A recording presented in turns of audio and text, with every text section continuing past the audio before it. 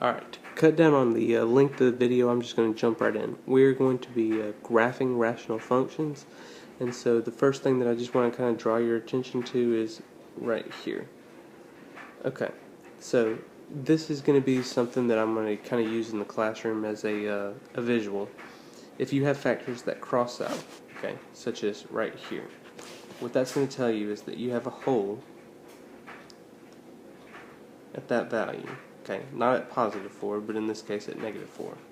Okay, just like we were doing with polynomial functions, we have to solve it when it's equal to 0. So we have a hole at negative 4. Okay, then you're going to look right here. Anything that's on top is an x-intercept. So we're going to take that, and that means that that's our x-intercept. And again, that's at negative 3. Okay, or negative 3 is 0. Okay, and then lastly, this word that you've never heard before, vertical asymptote, that's this down here, which would be at positive 7.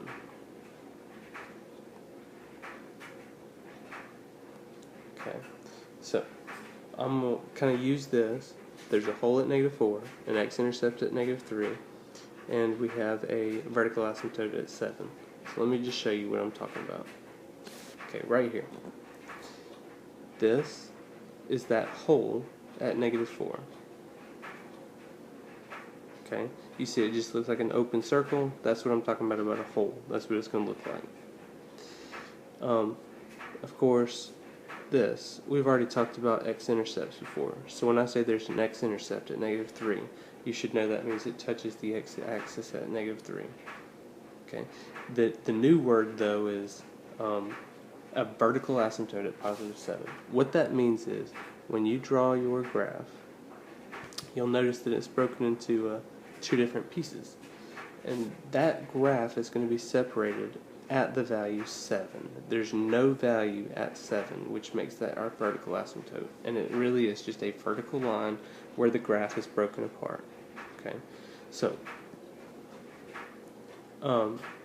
horizontal asymptotes we're going to get into a little bit later, but right now what it means is what value, kind of like in behavior, what value is your graph getting closer to on the ends, and so you might be able to tell on this that it's really getting closer and closer to y equals 1. That's your horizontal asymptote, which I'm going to just kind of use the initials HA for horizontal asymptote. So again, we're going to kind of use this. This is our visual in class. If something cancels out, like this does, that's our hole. So we have a hole at negative 2. Okay. We don't have anything left on top, so we don't have any x-intercepts. But we do have these two factors here that are left on bottom. They're going to represent our vertical asymptotes. So that's at x equals negative 4 and x equals positive 3. Okay, and again, those are where the graph is going to be broken apart into. So hole at negative 2, and then so there's our hole. Alright, and like I said, where it's broken apart, that's at negative 4 and at positive 3. Okay, those are your important pieces. So in terms of horizontal asymptote, it's that value that's getting closer and closer to there, and so this is at y equals 0. Alright, and again, that's your horizontal asymptote. Alright, so here's a third example. Again, I don't want to sound repetitive, but this is what we're looking at. So anytime that you have something that cancels out, that's a hole. So we have a hole at x equals negative 3. Okay. Any linear factor that's on top, that's called your x-intercept. But when y'all see this, see 10 is not a factor. 10 could never equal 0, so you don't really actually have an x-intercept.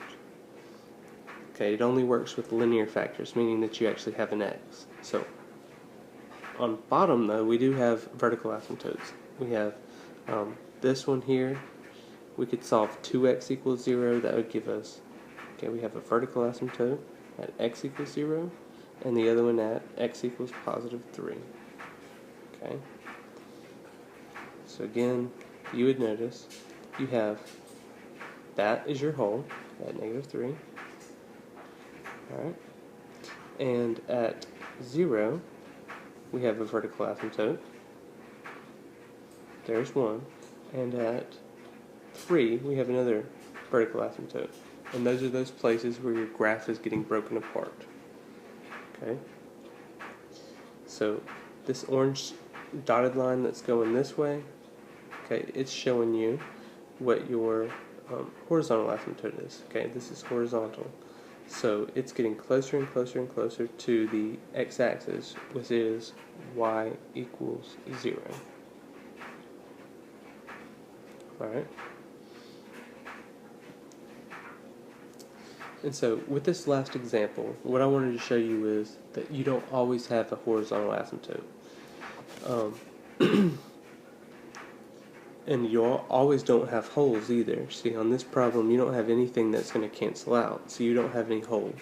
But what we do have, we have these factors that appear on top, which would be one x value would be at 3, and the other one would be at negative 2. So those are going to be your x-intercepts. Okay, or you could write it 3, 0, and negative 2, 0. Okay, and then on bottom you have this factor here, which would be your vertical asymptote at x equals 5. Alright, so you have two x-intercepts at 3 and negative 2, and one at 5. So here's your x-intercepts. Alright, and then you have over here at 5 that vertical asymptote. And so that's the value that as time goes on and on and on, these are going to get closer and closer and closer to. Alright, and you should notice that you don't have a value that these are getting closer to, since they're kind of tilted, and so that's why this one actually has what's called a diagonal or a slant asymptote. And so you're not actually going to have to graph that or even know what the equation is, but you should be able to recognize that there is a diagonal asymptote on this graph. Alright?